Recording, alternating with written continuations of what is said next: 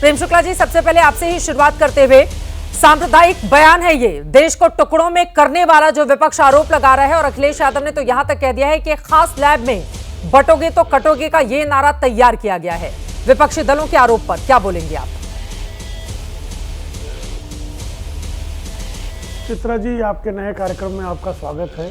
शुक्रिया सर। सबसे बड़ी बात है कि आदरणीय योगी आदित्यनाथ जी, आदरणीय नरेंद्र मोदी जी, आदरणीय पूजनीय सरसंघचालक, आदरणीय सर कार्यवाह, ये सारे लोग अगर बंटने के विरुद्ध बोलते हैं तो किसी को पीड़ा क्यों होती है? बंटने से तो लोगों को जो है विरोध करना चाहिए। क्यों बांटना चाहते हैं? और बटेंगे तो कटेंगे, ये तो ऐतिहासिक सत्य है। और एकता में एक होंगे तो नेक रहेंगे, ये कहने पर तो हर किसी को प्रशंसा करनी चाहिए कि भारत एक इकाई के रूप में रहे, हिंदू एक इकाई के रूप में रहे। इसमें किसी को आपत्ति क्या है? अरे एक और नेक के आप शब्द में और बटेंगे तो कटेंगे नाम का संगठन चलाएंगे। हाँ, इन दोनों में फर्क नहीं है क्या प्रेम शुक्ला जी? जी, बटेंगे तो कटेंगे, तो आप समझ रहे हैं ये कौन सा शब्द है? बटेंगे तो अगर मान लीजिए, हाँ नहीं, दोनों में तो फर्क है। नहीं, एकदम दोनों एक दूसरे के पूरक हैं। एक दूसरे में फर्क नहीं, एक दूसरे के पूरक है। चित्रा जी, बटे थे तो 1947 में कटे थे। बटे थे तो इसलिए मुंबई में बमकांड हुए, दिल्ली में बमकांड हुए, कानपुर में दंगे हुए, मुरादाबाद में दंगे हुए, मुंबई में दंगे हुए, पूरे देश में दंगे हुए। ये बंटने के कारण ही हुआ ना। और जब बंटे तब कटे।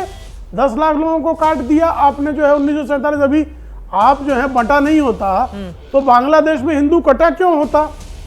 और जोगेंद्र नाथ मंडल जो हैं, जो पाकिस्तान के पहले कानून एवं न्याय मंत्री थे, जोगेंद्र नाथ मंडल तो अपनी पुस्तक में लिख गए हैं कि किस तरह से जो है अनुसूचित जाति जनजाति के लोगों को बहला फुसलाकर मुसलमानों के साथ ले जाया गया और बाद में उनको काटा गया। मैं जवाब ले लेती हूं। और बांग्लादेश में 1947 के समय क्या आबादी थी हिंदुओं की और आज क्या है? ठीक है, तो कौन कटा है? किशोर तिवारी जी, मैं आपके पास आऊंगी, उसके पहले अनुराग भदौरिया जी आपके पास आते हैं। बार बार आप लोग भी पीडीए अगर करते रहते हैं, जातिगत जनगणना लेकर आते हैं, बार बार जाति को लेकर मुद्दा उठाते हैं, तो वो लोग भी अगर हिंदू एकजुटता की अपील कर रहे हैं तो फिर इतनी बेचैनी क्यों है? देखिए, वो समाज को बांटने की बात कर रहे हैं, वो राष्ट्र एकता की बात नहीं कर रहे हैं।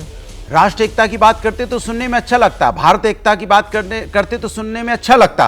ये तो भारत तो एक गुलदस्ता है ना, यहाँ हिंदू मुस्लिम सिख ईसाई अगड़े पिछड़े सब एक साथ मिलकर रहते हैं। आप उनकी एकता की बात क्यों नहीं करते? आप उसमें से सब फूलों को निकाल के अलग अलग बिखेरना क्यों चाहते हो? इसके मतलब आप भारत के हितैषी नहीं हो, आप हिंदुस्तान की बात नहीं कर रहे हो, आप अपनी सत्ता की। मैं जाति पे आ रहा हूं, आप सत्ता की बात कर रहे हो। जब हम पीडीए की बात करते हैं तो उसमें पिछड़ा, दलित, अल्पसंख्यक, पिछड़े, अगड़े और आदि आबादी। हम चाहते हैं समाज के अंदर में सामाजिक न्याय की बात हो। जो समाज में पीछे रह गए उनको आगे लेके आना है, बांटना नहीं है। मेरी बात सुनिए, जो आगे हैं वो करें तो सामाजिक न्याय, बाकी करें अन्याय। नहीं, कटेंगे सामाजिक न्याय नहीं हो सकता। कटेंगे सामाजिक न्याय हो सकता है क्या? आप बताइए। सामाजिक न्याय हो सकता है कि जो लोग दलित, जो अल्पसंख्यक या जो कमजोर लोग पीछे छूट गए हैं उनको लाके मुख्यधारा में शामिल करना। तभी तो संविधान में आरक्षण की बात हुई थी कि उनको मुख्यधारा में शामिल करके उनको आगे बढ़ाना है और हिंदुस्तान को आगे बढ़ाना है। हम बांटने की बात कहां कर रहे हैं? हम तो बराबरी की बात कर रहे हैं। ये किसकी बात कर रहे हैं? ये कह रहे हैं बटेंगे तो कटेंगे, मतलब ये राष्ट्र की बात नहीं कर रहे हैं, ये समाज के अंदर में बांटने की बात कर रहे हैं। और काटना किसको चाहते हैं आप ये बता दीजिए, किसकी काटने की बात कर रहे हैं? बोले प्रेम शुक्ला जी। नहीं, किसको काटना चाह रहे हैं? किसको काटना चाह रहे हैं आप? हाँ, कटेंगे वाला शब्द जो आया है उसको लेकर ये सवाल पूछ रहे हैं। हम नहीं काटना चाह रहे, काटना हम नहीं काटना चाह रहे। काटना चाह रहे थे जो मुजफ्फरनगर में हिंदुओं को काटने वाले को बकरी चोर आजम खान छुड़वा रहे थे। जो काटने वाले थे उनको थाने से गिरफ्तारी के बाद छुड़वा रहे थे। मुद्दों की तो कंगाली चोर आजम खान कंगाली भारतीय जनता पार्टी के पास है। देखिए, बीच मुद्दों पे बात ना हो जाए, गलत तरीका है। मैं बोल रहा हूँ क्या? ये गलत तरीका है। अरे आप स्टूडियो में आ गए हैं तो आप दूसरों की आवाज तो नहीं दबाएंगे ना, आप उनकी बात सुनिए। बोलिए, चित्रा जी, ये गलत तरीका है। बोले प्रेम शुक्ला जी, वो चुप हो गए। मुजफ्फरनगर में हिंदू युवकों को, उनकी बहनों को छेड़ने का विरोध करने वालों को जब काटा गया तो काटने वालों को छुड़ाने के लिए कौन खड़ा हुआ? मुजफ्फरनगर में काटे गए हिंदू। और उसके बाद आज अखिलेश यादव के सरकार में, ये मेरा नहीं, सुप्रीम कोर्ट का ऑब्जर्वेशन, और सुप्रीम कोर्ट ने कड़क निर्देश दिया कि एक कौम विशेष को तो सारी जो है तो पूरी तरह से मुआवजे दे रहे थे और हिंदुओं को मुआवजा देने के लिए तैयार नहीं थे। तो क्या था ये, और कटेंगे बटेंगे और काटने वालों के समर्थन में नहीं थे। तो श्री राम जन्मभूमि पर हमला करने वाले आतंकवादियों का इस्लाम मजहब देखकर जो है छोड़ने का काम कौन कर रहा था? अजमल कसाब के समर्थन में कौन खड़ा हुआ? अफजल गुरु के समर्थन में कौन खड़ा हुआ? याकूब मेमन के समर्थन में कौन खड़ा हुआ? याकूब मेमन इस मुंबई के 250 लोगों का हत्यारा, उसके समर्थन में जो खड़े हुए, तो काटने वालों के समर्थन में खड़े हुए कि नहीं खड़े हुए? अजमल कसाब के समर्थन में जो खड़े हुए, तो काटने वालों के समर्थन में खड़े हुए कि नहीं खड़े हुए? अफजल गुरु के समर्थन में खड़े हुए। तो संसद पर हमला करने वाले और हमारे सुरक्षा जवानों का बलिदान लेने वालों के समर्थन में खड़े हुए कि नहीं खड़े हुए? ठीक है। तो काटने वालों के समर्थन में कौन खड़ा है? अनुराग बांटने का विरोध करें तो इस पर इनको क्या पीड़ा होनी चाहिए? देखिए उन्होंने इतने सारे एक के बाद एक का एग्जांपल दे दिए। क्योंकि वो तो एक काम कीजिए ना, इनको एक एआई बना दीजिए। भारतीय जनता पार्टी के जितने प्रवक्ता है यही बात रटे हुए हैं लास्ट 2014 के बाद से, रट्टाफिकेशन करके आते हैं, वही रटते रहते हैं। अरे भाई देश में कानून है कि नहीं है, न्यायपालिका है कि नहीं है? जो भी गलत करेगा न्यायपालिका उसको सजा देती है कि नहीं देती? वहां बट्टो कटो कहां गया भाई? देश तो संविधान और कानून से चलता है ना। तो यहाँ संविधान और कानून का उल्लंघन तो कोई कर ही नहीं सकता, करेगा तो जेल के अंदर जाएगा या उसको कोर्ट सजा देगी। दूसरी बात, प्रभु राम की बात करने लगे। अरे प्रभु राम का आशीर्वाद तो मुझे मिला है, समाजवादी को जिताया है प्रभु राम ने। अयोध्या से कौन जीता? प्रभु राम का आशीर्वाद किसके साथ है? आपके साथ तो है नहीं, आपको तो हरा दिया। प्रभु राम ने कहा कि आपको पता क्यों हराया? अभी भी नहीं समझ पा रहे प्रभु राम ने आपको क्यों आईना दिखाया। प्रभु राम कहते हैं कि आप प्रभु राम के ना बच्चों की बात करते हो, ना उनकी तकलीफ की बात करते हो, ना उनके जो उनके बच्चे, भाई उनके बच्चे कौन है? किसान है, युवा है, महिला समस्या है, या महंगाई बेरोजगारी से लोग आत्महत्या कर रहे हैं, परेशानी, यही तो उनके बच्चे हैं। उनके बारे में कब चर्चा करते हो आप? जरा बताना, कभी चर्चा करते हो? इसलिए प्रभु राम ने आपको आशीर्वाद नहीं दिया, फिर भी आपके समझ में नहीं आ रहा है, फिर भी आप वही गाना गाते जा रहे हो। दूसरी बात, आप ही लेके आते हो बांग्लादेश, आप ही लेके आओगे थोड़ी देर में पाकिस्तान, आप ही लेके आते हो हिंदू मुस्लिम। हमने तो नहीं लाए ना, हमने कहा राष्ट्र एकता की बात होनी चाहिए, राष्ट्र सर्वोपरि भी है। किसी भी पार्टी, किसी व्यक्ति से, किसी भी मुद्दों से जो हम आपस में एक दूसरे पे उछालते, उससे बड़ा राष्ट्र है। लेकिन आप राष्ट्र का नाम लेने से आप बांग्लादेश का उदाहरण दे रहे हैं ना अनुराग भदौरिया जी।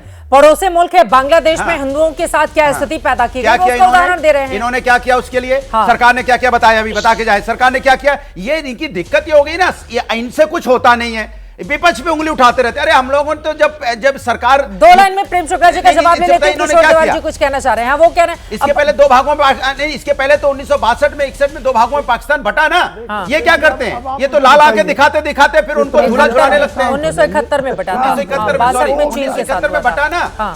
बोले प्रेम शुक्ला जी। देखिए रट्टाफिकेशन कौन करता है, ये कोई भी दर्शक बता सकता है कि एआई की तरह रट कर आकर बातें कौन करता है। और मैंने जो प्रश्न पूछे उसका एक का भी उत्तर इन्होंने दिया हो तो चित्रा जी बता दीजिएगा। बांग्लादेश में अगर हिंदू काटे जा रहे हैं तो नहीं बोलना चाहिए, लेकिन गाजा के साथ खड़े हो जाना चाहिए। रोहिंग्या मुसलमान जो हैं वो वहां पर आतंकवाद करें, उसके बाद उसकी प्रतिक्रिया मारे जाए, लेकिन रोहिंग्या के साथ खड़े हो जाना चाहिए। इनका सांसद शफीकुर रहमान बर्क वो तालिबान के राज की प्रशंसा कर सकता है, लेकिन हम बांग्लादेश के हिंदुओं की चर्चा कर दें तो ये अपराध है। यही सोच है इनकी। ठीक है, किस तरह से तालिबान बाकी लोग रह जाएंगे, उनकी बात ही नहीं हो पाएगी। खबर जो है उसको जो है सजाना, ये संविधान में कहां लिखा गया? सुप्रीम कोर्ट ने जिसको हत्यारा माना, आतंकवादी माना और जिसको फांसी पर लटकाने की सजा दी, उसके कब्र को सजाना संविधान में कहां लिखा हुआ है? जरा दिखाइए मुझे। एक लाइन में जवाब दीजिए किशोर जी। मैं फौरन आदिल हसन आपके भी पास। जल्दी से। हमने आपको बोला ना रट्टाफिकेशन करके आते हैं, एआई है। बर्क साहब अब इस दुनिया में नहीं है, लेकिन आप रट्टा पे चल रहे हो। बर्क साहब लेकिन आप रट्टाफिकेशन में जिंदा हो। परिवार के लोग तो आ गए ना, लेकिन परिवार के बर्क साहब नहीं है, उनके परिवार के लोग तो आ गए ना। 9 सीटों में 4 सीटें चलिए बाकी मेहमानों के पास चलेंगे।